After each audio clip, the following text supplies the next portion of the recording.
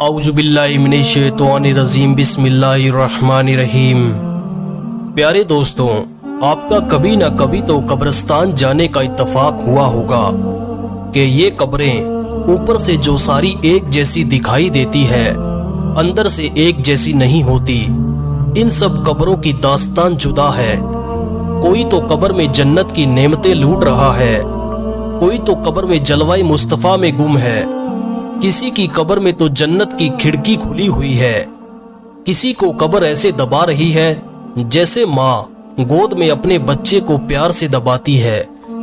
مگر اس قبرستان میں کچھ قبریں ایسی بھی ہوتی ہے پیارے عزیز دوستوں، جس میں سانپ بچھو اس قبر والے کو عذاب دے رہے ہوتے ہیں۔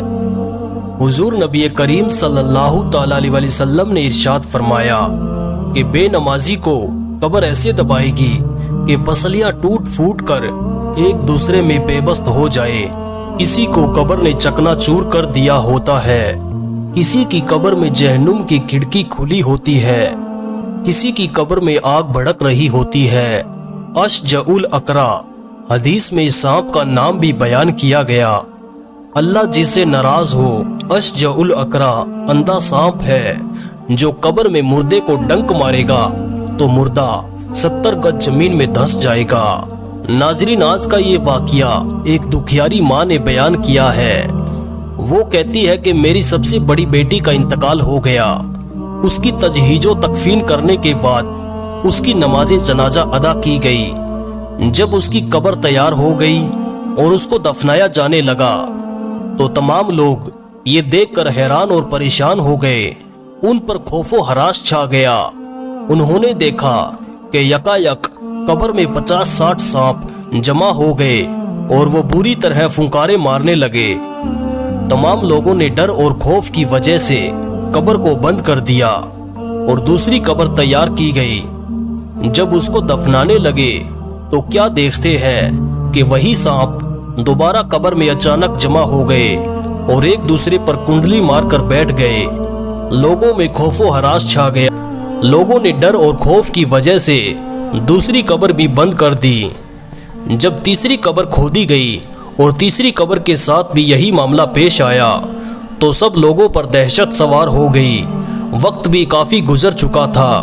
وہ دکھیاری ماں کہتی ہے کہ لاچار ہو کر تمام مشورہ کرنے کے بعد میری پیاری بیٹی کو سانپوں بھری قبر میں دفن کر دیا گیا۔